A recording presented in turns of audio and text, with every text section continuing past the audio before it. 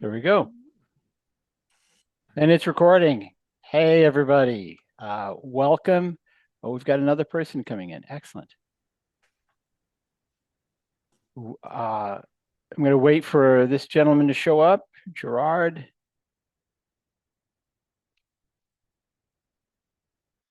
Okay.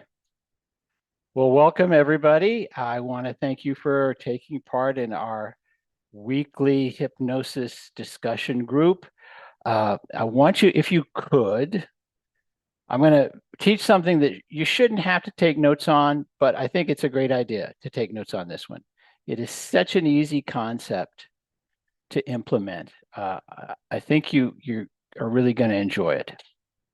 So I want you to think of a quality in a person that you would like to just change in a conversation. This could be making them more open, making them more willing to listen, making them feel more connected. Make a list of things that would work in this way. And so once you have that, I'll give you a couple moments. This is a technique that was described by Chase Hughes, and it's so simple you shouldn't have to take notes, but it's so dramatic I think you should. It's called the negative dissociation and the positive association. And it's mindlessly, it's simple enough. I'm going to ask you to demonstrate this when we're done. So I'll have you pick something from your list of changes you want to make in people. It works very simply. It starts in a conversation. You don't have to talk about the person. You can just talk about people in general. So a good example is if a good example would be, which I like a lot, is people are for reasons of survival, they tend to be more closed. And one of the things you can closed off so they're not so willing to open, it certainly affects hypnosis if someone is not feeling open and receptive. And so you start by describing other people. And in this case, you would describe people that you would assume this person does not favor, or people who perhaps lack certain skills. And this is the negative association. The example would be, it's so amazing. You can walk around and you can look at people, and everyone is like so closed off. It's like they have put up walls, and they have this presentation that seems okay, but it's like there's no one going to get inside. So that's a negative dissociation. The positive association is, but every once in a while, you meet one of those incredibly rare people, and they are just completely open. It's like they have nothing to hide, and when you talk with them, it's such a powerful interaction that you have. And that's it. Now, if during that conversation you get a head nod to either one of those, like people being closed off, they're agreeing with you subconsciously. If you talk about meeting those rare people and it's just slightly more positive, more in their favor, even just by 10%, aspirational, and they agree that they are that people, they are subconsciously agreeing that they are that people, that type of person. So in that very short conversation, it opens them up. Now, it's not going to be permanent, but in the context of that conversation, you're going to be speaking with somebody who's slightly more open. And all I really had to do is say two sentences. So let's test it out. It's pretty simple. Peter, you up for being cued here and tested? Go ahead and unmute yourself. Very good. Not really sure at this point, but it does sound like an interesting concept. I'm thinking, Okay, well, this is trying to start with try. what do you want? What do you want? How do you want that person to change within the conversation? Actually, I'm thinking of a particular person who, no matter what, has to get their point of view in right in the middle of everything else. So that's They interrupt. I'm trying to figure out how to frame that. Okay, would you describe that as they tend to interrupt more? Is that the Yes, annoying part? Okay, absolutely. okay. So, I mean, I'm thinking of something along the line of, but the problem is just about any way that I would think about putting it would offend them. Hmm. And I'm trying to frame it so that I would avoid offending them because although they probably wouldn't consider me talking about them because it's all about them. Right. So, Well, yeah, again, um, you don't talk about them in any sort of way. You just talk about right. other people, and you're always gesturing away from them when you talk about other people. Oh, Like, okay. okay, So something along the lines then of perhaps of, it's interesting how some people, no matter what they're doing, they just always have to be heard. They always have to be in the forefront. And every now and then you just talk to somebody who is so open to listening and sharing information. It really is very refreshing. yeah, that's very perfect. That's perfect. I'm thinking about something along those lines. I could use your words pretty much exactly, which is there are so many people who so much want to be heard, they don't even wait for you to finish your thought. And it happens all Mm, the time. We've all had that happen. yeah, But every once in a while, you notice there are these rare people who really value the conversation and they are so open to listen. And in that moment, they're going to shut up at least a little bit more. So that's a very good example. well, thank you. Yeah. Any other observations or questions or anything else you'd want to add to that? No, I think that, just to hear the way that you rephrased the way that I put it, I think gives me some ideas as to how I can potentially utilize it in the future.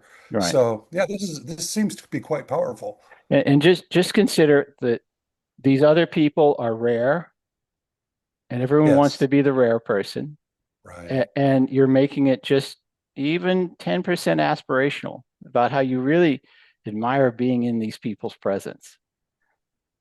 I Okay. like that. I Yeah. like that. Thank you. Okay. Yeah. Excellent. Good.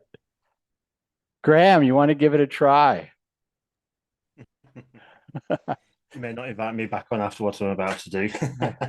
Oh, it Anyway, could be no, anyway, good. speak. Well, thinking about what Peter was saying, like, most people tend to stutter and stammer over words trying to think what they're saying, but some people have actually found a way that if they stop and think for a second, they'll actually become more fluent and enjoyable to have a chat with. Okay. Yeah, that works really good. I I think that could do it. I might stretch it out a little bit. You want to make it very dramatic, which there are a lot of people who just want to blurt out whatever it is they say, and it's not like they have any filter at all. And it's like, oh my God, what is this person saying? But every once in a while, you meet someone who is so thoughtful about what they say. It's like they're really considering those words, and it's really great to when you're talking to those people. So yeah, what you did was Yeah, good. yeah, I must admit that's another one of my stolen pieces from my days in network marketing. I actually nicked that off Tom Big Al Schreiter, who uses the idea of most people and some people. I was like, most people are worrying about how much costs to go traveling and how expensive it's getting, but some people have found a way to go traveling for free. And he said, like, when you say that, all of a sudden people's brains go from a switch of salesman alert to, oh, tell me more. Yeah, good observation. Excellent. And it's also one that I can remember as well, a lot easier. Right, I right. just think most people, some people. Yeah, You're good at setting the hook. yeah. Gerard, are you willing to unmute yourself and give this a try? You don't have to turn on your camera. I'm not sure if Gerard is, maybe he's just recording the call. That's hard to say. All right, so um, this has been really brief, but I want you to go out and just test it with people. It's so they won't even remember it after the conversation. It's so brief and it's so in the flow of the conversation, but notice how it changes. And some other things you can add to this is a sense of focus. Like there are so many people around who just are incredibly distracted, and you spend time with them, and all they're doing is every 15 seconds looking at their phone. But every once in a while, you find someone who just has this intense sense of focus. And it's just like that moment becomes important.